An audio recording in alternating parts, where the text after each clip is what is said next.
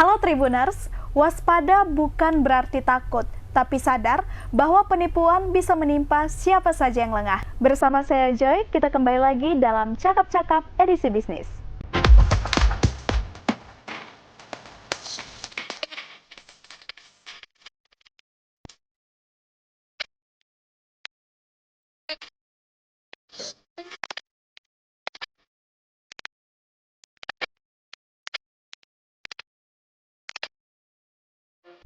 Dalam era digital yang semakin berkembang, berbagai kemudahan dalam bertransaksi dan berkomunikasi juga diikuti dengan meningkatnya ancaman penipuan.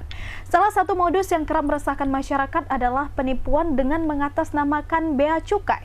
Modus ini biasanya memanfaatkan ketidaktahuan masyarakat mengenai prosedur impor barang atau pengiriman internasional sehingga korban dengan mudah terjerat bujuk rayu para pelaku. Oleh karena itu, telah hadir bersama saya di sini Bapak Sunisan, Kepala Seksi Penyuluhan dan Layanan Informasi yang akan mengedukasi Tribuners mengenai isu tersebut. Halo Bapak. Halo. Apa kabar Bapak? Alhamdulillah baik. Boleh. Jadi kita langsung aja ya Pak, bertanya-tanya mengenai isu ini, permasalahan tentang penipuan yang sering kali mengatasnamakan bea cukai. Tapi sebelum itu, Bapak boleh informasikan kepada Tribuners, apa sih sebenarnya bea cukai itu? Oke, terima kasih Mbak Joy.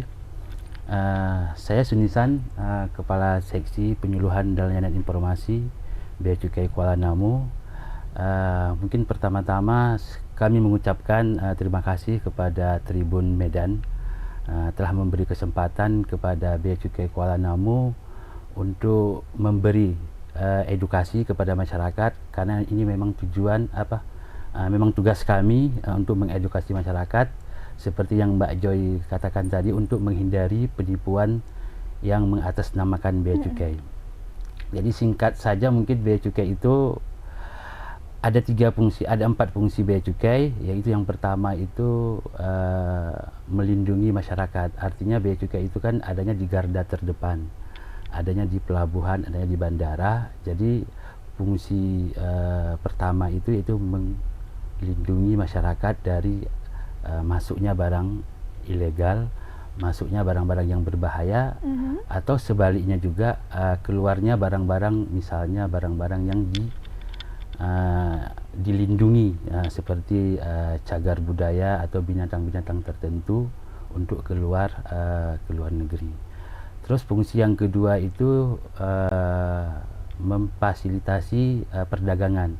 Artinya kan bea cukai ini kan memberi fasilitas kepada perusahaan-perusahaan untuk melakukan membimbing kegiatan ekspor dan impor. Terus fungsi yang ketiga itu yaitu asistensi terhadap perusahaan-perusahaan juga, untuk memberi fasilitas-fasilitas tertentu sehingga perusahaan itu bisa berkembang dan ekonomi juga bisa maju. Dan fungsi yang terakhir itu memungut penerimaan untuk negara. Jadi bea cukai itu terhadap barang-barang tertentu itu dia dikenakan bea masuk, bisa nanti untuk yang keluar dikenakan bea keluar, ataupun cukai untuk barang-barang yang terkena cukai seperti rokok, minuman keras, itu nanti jadi tugas bea cukai untuk memungutnya. Mungkin itu. Oke, mengapa nama bea cukai ini sering disalahgunakan oleh oknum penipu? Sebenarnya kan semua instansi itu punya proses bisnis, artinya itu bisa dimanfaatkan oleh kalau saya boleh sebut ini sebenarnya sindikat. Jadi boleh intinya mereka itu menggunakan prosedur semua instansi itu. Untuk bea cukai sendiri, prosedur yang paling sering digunakan yaitu prosedur tentang pengiriman barang dari luar negeri, yaitu barang kiriman pribadi. Dan ini kenapa ini bisa digunakan? Karena kan untuk impor barang yang kontaineran mungkin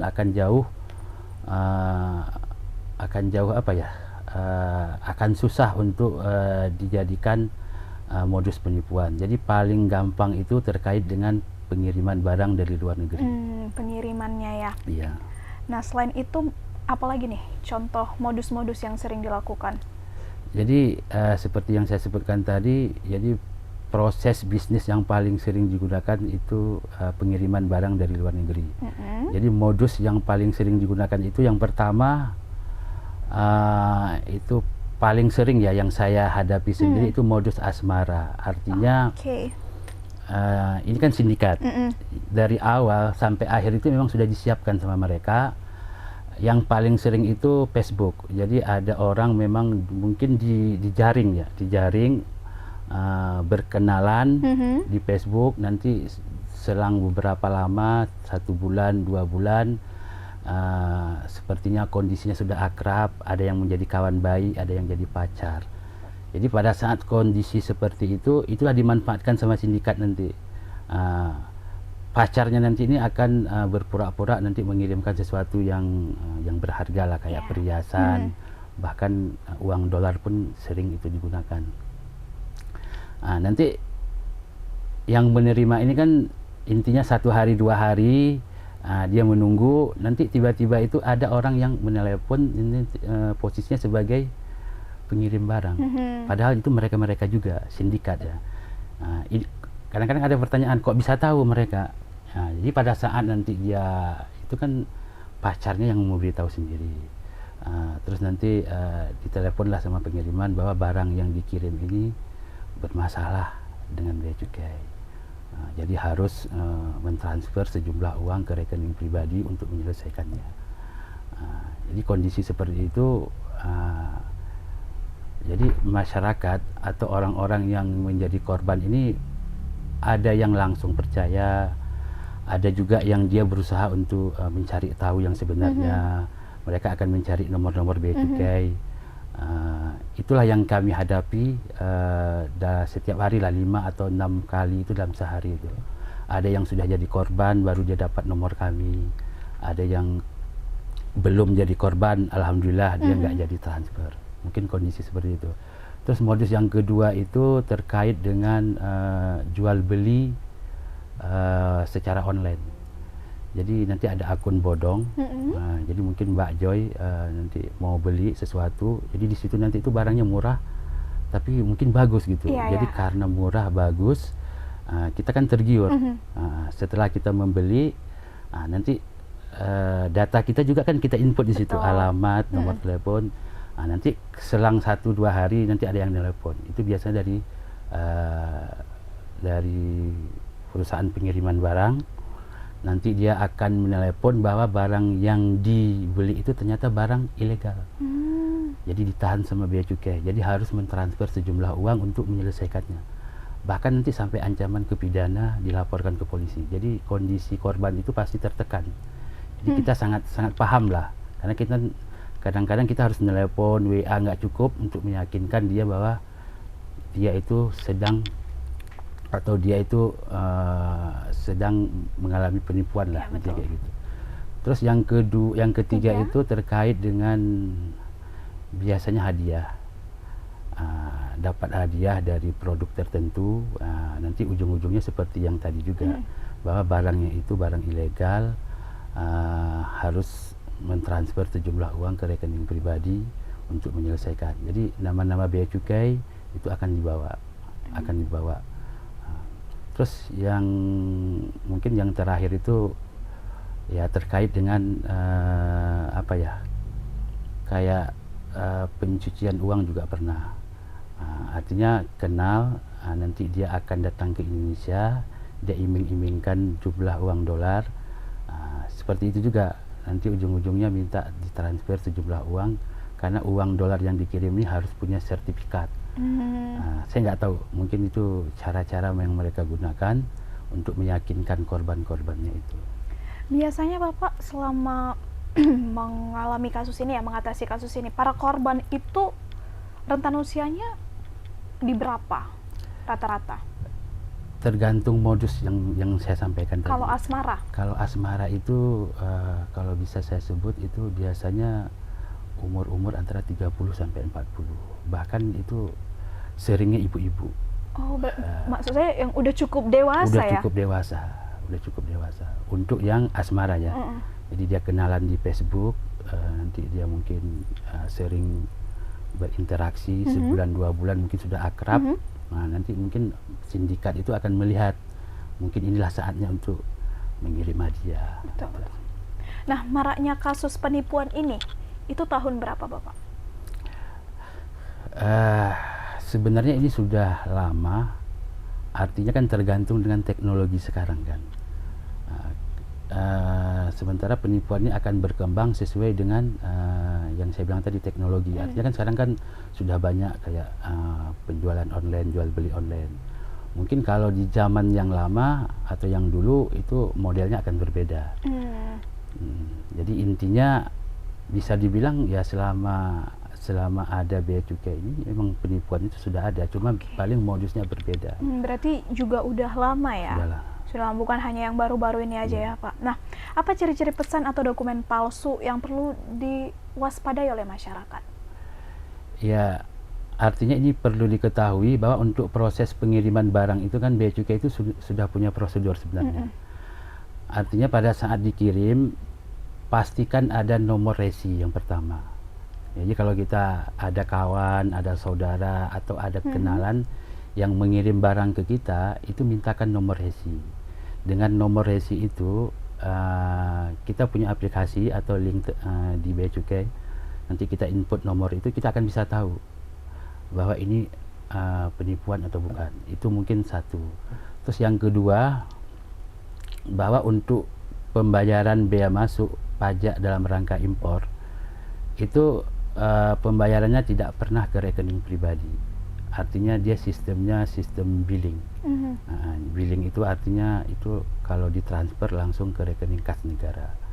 Jadi pada saat ada pengiriman barang, terus ada masalah, misalnya harus transfer ke rekening pribadi atau harus bayar pajak, itu sudah bisa dipastikan itu penipuan. Itu ciri-cirinya. Terus yang kedua, biasanya mereka menggunakan kayak kartu nama atau apa namanya, bed nama gitu. Terus nanti kop suratnya juga enggak standar. Artinya kalau memang masyarakat itu tahu cara-cara mungkin atau prosedur di bea cukai, dia pasti akan paham dengan apa yang diperlihatkan sama penipuan ini, bahwa ini adalah penipuan. Tapi yang paling gampang itu memang bea cukai tidak pernah minta untuk ditransfer ke rekening pribadi. Mungkin itu aja, Mbak. Kalau untuk menelepon, apa mungkinkah bea cukai? Nah, itu saja. Satu lagi, prosedur pengiriman di bea cukai itu kita punya pihak ketiga, Mbak. Biasanya kantor pos atau PJT. PJT itu perusahaan jasa titipan kayak DHL, FedEx itu kan. Itu kita hanya berhubungan dengan pihak ketiga. Nanti pihak ketiga yang berhubungan dengan pengirim. Betul. Atau yang berhubungan dengan penerima barang. Kalaupun ada masyarakat yang menerima barang itu harus membayar bea masuk, itu sistemnya itu ditanggung sama PJT dulu, ditanggung sama perusahaan pengiriman barang dulu. Nanti pada saat diantar barangnya baru ditagihkan ke penerima. Jadi sebenarnya dari situ kita udah bisa tahu bahwa bea cukai itu nggak pernah menelepon, menghubungi penerima barang, apalagi meminta sejumlah uang untuk ditransfer ke rekening pribadi. Jadi kalau masyarakat paham prosedurnya seperti ini, saya rasa ini akan terhindar dari penipuan. Oke, itu tadi ya, Tribuners, pastikan kalian itu nggak pernah ditelepon ya sama bea cukai, karena memang nggak bakalan pernah. Nggak bakalan. Mekanismenya bukan seperti itu. Nah, ada nggak sih Pak kasus atau contoh yang bisa Bapak bagikan ke Tribuners ya, contoh nyata yang mungkin melapor nih kepada bea cukai Kuala Namu yang kerugiannya itu sampai besar gitu Pak? Selama saya tugas di Kuala Namu kan sampai bulan ini 2 tahun. Jadi yang paling besar itu ada sampai dengan 70 juta. 70 juta itu ibu-ibu. Kalau bisa saya bilang intinya itu istrinya pejabat gitu. Jadi ini yang kita sayangkan. Jadi penipuan ini tidak hanya menyasar masyarakat biasa atau pendidikannya rendah, tapi bisa siapa saja gitu.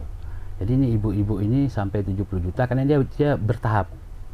Bertahap artinya bahwa barang yang dikirim itu berupa uang dolar. Bisa Jadi percaya ya.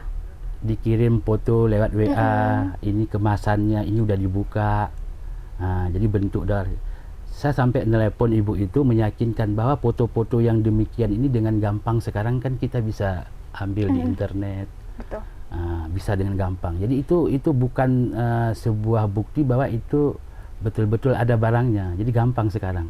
Diperlihatkan nanti petugas di bandara lagi buka. Oh, memang ada pula. Ada yang sampai dikirimkan video. Jadi hal-hal seperti itu membuat korban ini yakin gitu. Jadi nanti pengirimannya bertahap. Pertama nanti masalahnya sertifikasi gitu. Jadi ini karena ditakutkan nanti pencucian uang, jadi harus ada sertifikatnya gitu. Jadi saya aja sendiri baru tahu gitu. Nanti bayar sekian, 20 juta misalnya kan. Nanti oh ternyata barang ini bermasalah dengan bea cukai, bayar lagi. Jadi akumulasinya itu sampai 70 juta. Dan itu pun dengan apa ya? Dengan dalih bahwa dia belum yakin kalau itu penipuan. Sampai seperti itu. Kita meyakinkannya itu ya agak susah lah gitu. Udah jelas-jelas. Padahal dia 70 juta. 70 juta. Saking berharapnya lah mungkin itu, Pak. Ya dengan dia melihat foto uang dolar, tumpukan uang dolar itu. Lantas gini Pak, apa langkah yang sebaiknya dilakukan masyarakat jika menerima pesan yang mencurigakan atas nama bea cukai? Ya itulah yang pertama itu intinya tadi kan, bahwa bea cukai itu tidak meminta sejumlah uang untuk transfer ke rekening pribadi dan tidak pernah menghubungi. Jadi kalau ada nanti kondisi seperti itu, ya kita punya kanal resmi nanti di Bravo Bea Cukai di 1550225 atau di setiap kantor bea cukai di seluruh Indonesia itu punya nomor layanan informasi. Untuk Bea Cukai Kuala Namu sendiri kita punya nomor di 081162522288. Dan ini memang bagi masyarakat mungkin ya, bagi masyarakat yang sering atau yang mengikuti follow medsosnya Kuala Namu, ya mungkin dengan gampang akan dapat nomornya. Tapi rata-rata saya sempat nanya ya ke calon-calon korban ini atau memang udah jadi korban, itu dapat nomor ini seperti apa. Jadi ini perlu tahu juga, perlu tahu karena kan dengan kita tahu masyarakat cara mereka mendapatkan nomor, mungkin kita akan fokus di situ. Ternyata mereka itu ya biasalah googling kan, nanti mengetik nomor WA bea cukai gitu, nanti akan muncul di beberapa kantor, nanti dia akan mencoba, biasanya kan yang paling atas dia akan coba dulu. Mungkin seperti itu Mbak. Oke. Nah kalau nanti bakalan kita buat ya Tribuners di bawah ini nomor-nomornya. Kalau udah dia menjadi korban Pak, apa nih yang harus mereka lakukan, melapor kemana? Ya kan korban ini kadang-kadang dia kalau bisa dapat cepat nomor yang saya sebutkan tadi, itu alhamdulillah kita bisa mencegahnya. Artinya kita yakinkan untuk jangan jangan transfer, kirim uang. Terus kalau memang dia terus mengganggu, abaikan saja atau jika perlu blokir. Jadi terus kalau memang dia sudah jadi korban, ini mungkin yang patut kita sayangkan. Karena kan korban ini biasanya dia akan berusaha untuk mendapatkan kembali uangnya. Mereka akan minta bantu ke bea cukai. Cuma ya ini kita yakinkan bahwa ke mereka bahwa sistemnya sindikat ini dia nggak akan berlama-lama membiarkan uang di rekening. Pada saat masuk mungkin dalam semenit itu akan diambil. Langsung jadi cash. Jadi kalaupun mau kita blokir atau kita lapor ke OJK, itu mungkin perlu kita laporkan. Cuma memang saya selalu mengatakan kemungkinan akan kembali uangnya itu akan sangat kecil. Sangat kecil. Mungkin saran saya ke masyarakat kalau memang mengalami penipuan ya bisa melapor ke pihak yang berwajib. Artinya dari laporan-laporan itu pihak yang berwajib ini mungkin bisa melakukan koordinasi dengan OJK, dengan bea cukai untuk melakukan sesuatu agar penipuan ini tidak makin marak dan mungkin pelaku-pelakunya itu bisa dipidanakan lah intinya. Berarti pihak Bea Cukai juga merasakan dampak ini ya, cukup merasa terganggu lah ya Pak, mengatasnamakan Bea Cukai yang padahal sama sekali nggak ada. Baru tiba-tiba kayak datanglah masyarakat nuntut, ya paling tidak baliklah modal saya. Iya, intinya kayak gitulah. Jadi kita akan berusaha sebenarnya. Kalau di internal kita mungkin di tambahan kita itu biasanya di setiap ada penipuan itu akan kita catat, nanti kita laporkan ke pusat. Nah, ini mungkin salah satu yang kita lakukan hari ini itu bagian dari edukasi sehingga banyak masyarakat yang tahu seperti apa prosedur di Bea Cukai. Jadi pada saat ada permintaan dari pihak-pihak penipuan, mereka langsung tahu bahwa ini penipuan. Ini mungkin yang kita harapkan. Nah, dan yang penting juga nih untuk Tribuners dan juga masyarakat Indonesia untuk mengetahui mengenai mekanisme Bea Cukai ini tadi ya Pak, agar kita bisa sama-sama memutus rantai penipuan ini. Jadi nggak ada lagi nih korban-korban lain yang akhirnya mereka masuk ke dalam jebakan dari sindikat yang mengatasnamakan Bea Cukai. Baik Bapak, di akhir acara kita ini ada nggak pesan yang ingin disampaikan ke Tribuners? Ya mungkin kepada Tribuners kita berharap intinya untuk selalu waspada terhadap penipuan yang mengatasnamakan Bea Cukai, bahwa Bea Cukai itu dalam melakukan pengiriman barang dia tidak pernah menelepon atau menghubungi secara langsung penerima barang. Bea Cukai itu bekerja sama atau berkoordinasi dengan pihak pengiriman seperti kantor pos atau PJT, perusahaan jasa titipan. Jadi kalaupun ada pajak bea masuk dalam rangka impor, itu biasanya itu langsung dibayar oleh perusahaan jasa titipan. Nanti baru akan ditagih pada saat barang tersebut diantar ke penerima barang. Jadi jangan pernah intinya mentransfer ke rekening pribadi, karena itu sudah jelas penipuan. Jadi intinya mungkin itu pesan dari kami, dari Bea Cukai Kuala Namu.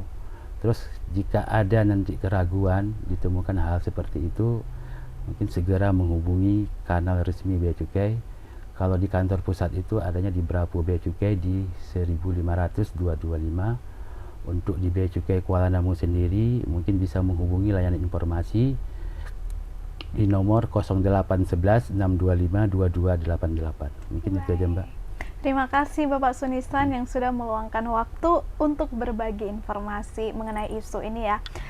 Betul-betul isu yang cukup mengganggu sebenarnya ini bagi masyarakat, apalagi mengingat para korbannya itu seringnya adalah masyarakat yang tidak mengetahui mengenai mekanisme dari Bea Cukai. Baik Tribuners, sekian dulu untuk acara Cakap-Cakap kita kali ini. Jangan sampai ketinggalan untuk episode selanjutnya. Terima kasih juga kepada Tribuners yang udah menyaksikan acara ini sampai selesai. Kalau begitu, aku Joy beserta narasumber dan kru yang bertugas pamit undur diri. Bye Tribuners.